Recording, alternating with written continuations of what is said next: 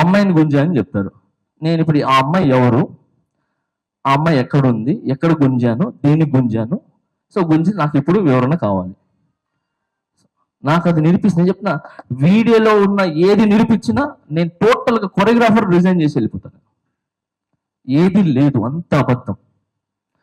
కేవలము తనకేంటి ఒక 5 పర్యాలు చేయకూడదు అన్నారని చెప్పి ఆయనకి ఒక ఇది ఒక లీడర్గా నిలబడాలి అని చెప్పి. సో ఇది ఇవన్నీ పక్కన పెడితే దాంట్లో ఉన్న అన్ని అబద్ధాలు, ఇంకా చాలా చాలా చెప్పారు దాంట్లో. ఇంకేదో ఉన్నాయి, నాకు గుర్తు రావట్లేదు కానీ సో చాలా ఉన్నాయి. సో అలాగే ఈ పక్కన పెడితే సార్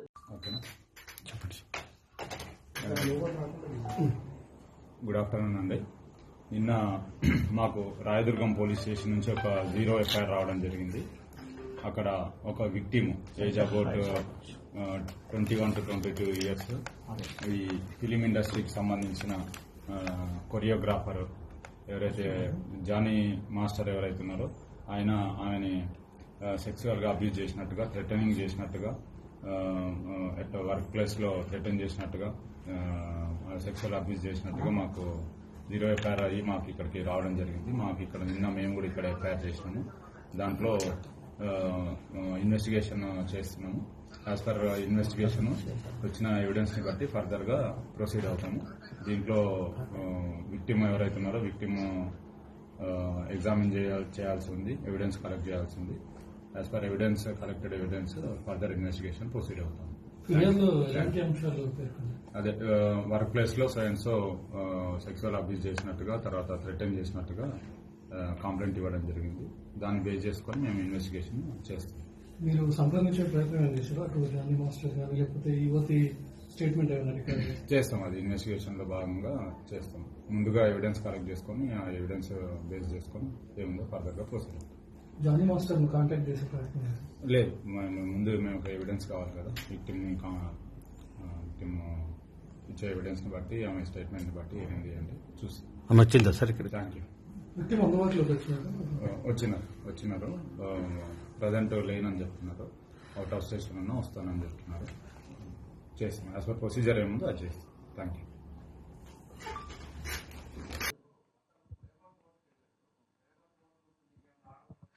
సార్ అవును సార్, ఓకే సార్. లేబర్ కోర్టుకి వెళ్ళినప్పుడు నేను లేబర్ కోర్టు దగ్గరికి వెళ్ళి గంగాధర్ గారితోనూ తర్వాత శ్యామ్ సుందరరావు గారితో మాట్లాడటం జరిగింది. మాస్టర్ ఏంటి పని ఆపుతున్నారు అని అంటే, సార్ పని ఆపట్లేదు. ఆయన అన్నారు 4 నెలల నుంచి నా పొట్ట కొట్టారు, పని ఆపట్లేదు అని చెప్పి. 4 నెలల నుంచి ఆయన 4 సాంగులు చేశారు. మేము ఎవరు ఆపల. మా యూనియన్ నుంచి ఈజీ మెంబర్ కూడా పంపించాం యాజ్ ఎ డాన్సర్గా. సో మేము 4 సాంగులు చేశారు. అది చేసింది కాక తను ఇంకా చేసిన తప్పు ఏంటనంటే, ఏదైతే పేమెంట్ వస్తుందో, మీ యూనియన్స్ కూడా ఉన్నాయి కాబట్టి పేమెంట్ వస్తుంది కాబట్టి, పేమెంట్ ఎవరికి వెళ్తుంది? కోశాధికారికి వెళ్తుంది. ఓకే, ఆయన కోశాధికారికి ఇవ్వకుండా ఆయనే బయట ఆయన అకౌంట్లో వేసుకొని, ఆయనే పని చేసుకొని, అన్నీ చేసేసుకొని డైరెక్ట్ యూనియన్కి ఆ 10% ఏదో వేసేసారు. వేసేసిన తర్వాత ఏంటి పేమెంట్ పడిందని మనవాడు అడిగితే, అవును నేను వేసేసాను అన్నాడు. అది తప్పు కదా అని అంటే ఏమన్నా నీతో ఇప్పుడు కూడా చెప్పలేదు. అందరికీ నమస్కారం అండి. నేను మనోహర్, యూనియన్ ట్రెజరర్ని. ఈ పర్సన్ షూటింగ్ జరిగిన తర్వాత మనకు షూటింగ్ జరిగేటప్పుడు యూనియన్లో లిస్ట్ పెడతారు, ఈరోజు ప్రోగ్రామ్కి ఎవరెవరు వెళ్ళారు అని. ఆ పేమెంట్ వచ్చినప్పుడు ఆ లిస్ట్ ప్రకారం పేమెంట్ డివైడ్ చేసి బ్యాంక్కి లిస్ట్ పంపిస్తాను. అది ట్రెజరర్గా నా వర్క్. ఆయన ఏం చేశాడు, పేమెంట్ వచ్చిన తర్వాత యూనియన్కి ఎలాంటి ఇంటిమేషన్ ఇవ్వలేదు. ఆయన అకౌంట్లో డబ్బులు వేసుకొని డాన్సర్లకు అందరికి పనిచేసి యూనియన్కి పంపించినట్టు కూడా ఇంతవరకు నాకు కూడా ఇంటిమేషన్ కూడా ఇవ్వలేదు. ఇప్పటికి కూడా ఇంటిమేషన్ ఇవ్వలేదు ఆ పేమెంట్.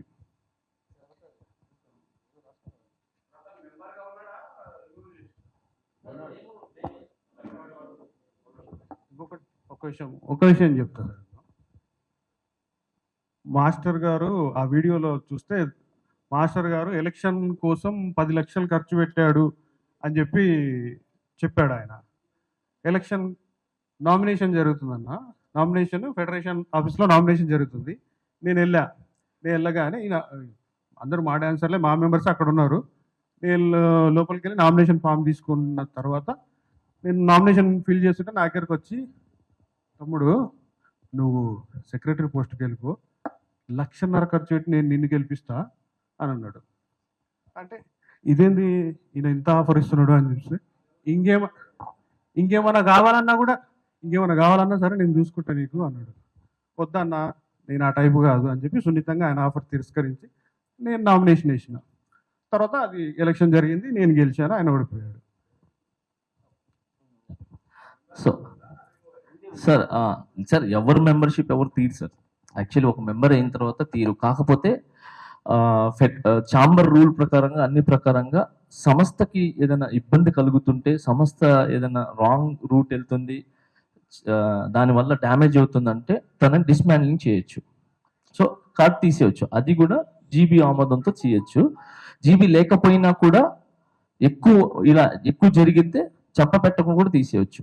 కానీ మేమేం చేసామనంటే ఒక భయం ఉండాలని చెప్పి, సరే వస్తాడు మనిషి అడుగుతాడు, భయం ఉండాలి, భయంగా వచ్చి దగ్గరికి వచ్చి మాస్టర్ తగ్గించండి లేదంటే సెక్రటరీ గారు తగ్గించండి అంటారని చెప్పి ట్రై చేసాం. బట్ అది ఏం చేయలేదు.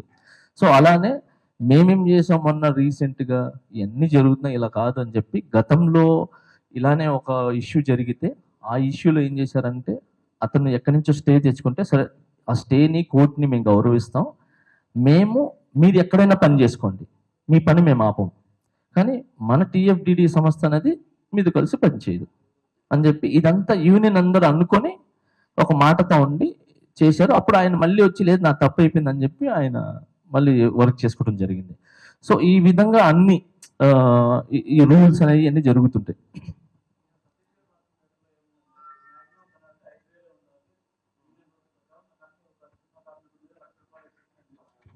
సరే ఇప్పుడు 50,000 ఫైన్ అని చెప్పి జయ సతీష్ ఎందుకు పెట్టించాడు? 50,000 ఫైన్ అని చెప్పి చెయ్యాలి, కంపల్సరీ చేపించాలని చెప్పి. తర్వాత గతంలో ఆయన ట్రెజరర్గా ఉన్నప్పుడు ఎంతమందికి ఎన్ని సరే సరే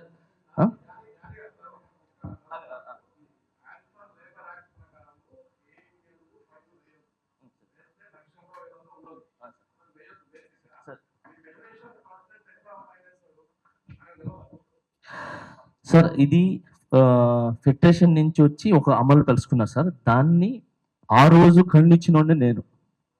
ఇది తప్పు, ఇలా ఉండకూడదు కాదంటే డాన్సర్స్ అందరూ ఒప్పుకున్నప్పుడు నేనేం చేయాలి సార్? 600 మంది కుటుంబాలు ఒప్పుకున్నప్పుడు, లేదు భయం ఉండాలి పెట్టండి అన్నప్పుడు నేనేం మాట్లాడలేను కదా సార్. అదే జనరల్ బాడీలోనే నేను లేను సార్. సో ఆ కుటుంబంలో అందరూ ఉన్నప్పుడు నేనేం చేయలేను సార్. దాన్ని అక్కడి నుంచి ఫోన్ చేసి చెప్తున్నా. ఏంటి మొన్న కూడా ఒకటి జరిగితే ఈస్ట్ మెంబర్స్ అందరూ వేస్తానంటే నేను అన్నాను, లేదు క్షమించి వదిలేసేయండి మొదటిసారిగా అని చెప్పాను. సో నేను ఎప్పుడు ఏం చేస్తానంటే, ఎవరు ఫస్ట్ నేను పని ఇస్తాను సార్ అందరికి, ఎవరు పని ఆపను. ఎందుకంటే నేను ఆ స్టేజ్ నుంచి వచ్చినోడిని, 4-5 సంవత్సరాలు నేను నీళ్లు దాగి బతికాను. సో ఆ కష్టాలు నాకు తెలుసు. ఒక సాంగ్ దొరకకపోతే, ఒక సాంగ్ గురించి ఎంత కష్టపడాలో, ఎంత కష్టపడితే ఆ 3,500 ఈ లోపల మనం అప్పులు తీసుకొని ఉంటాం. ఆ పేమెంట్ రాగానే ఈ ఆఫీస్ కింద అందరూ వెయిట్ చేస్తూ ఉంటారు.